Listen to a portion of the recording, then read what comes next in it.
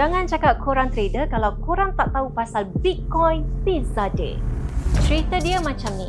Ada seorang programmer nama dia Laszlo Honeyeks. Dia ni berasal dari Florida.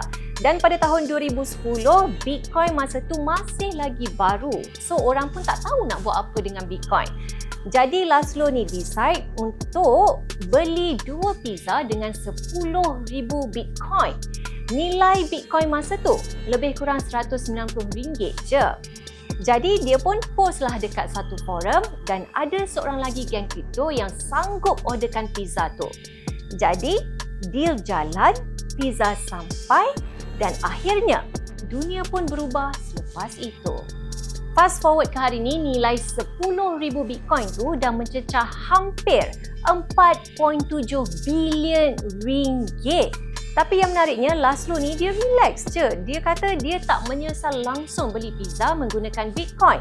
Sebab waktu tu Bitcoin ni memang tak ada nilai. Jadi bila dia rasa dia dapat beli pizza dengan Bitcoin, itu dah kira gempak habis dah.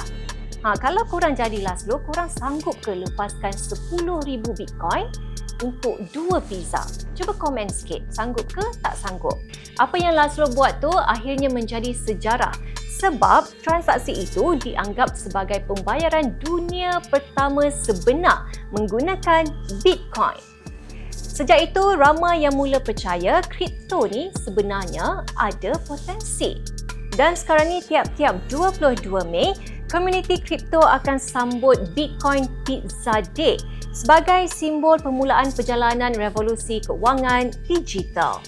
So, lain kali kalau korang order pizza, korang kena ingat cerita ni. Kadang-kadang benda simple pun boleh ubah satu dunia. Jadi korang pernah tak buat keputusan yang rasa kecil je masa tu, tapi sebenarnya impact dia cukup besar?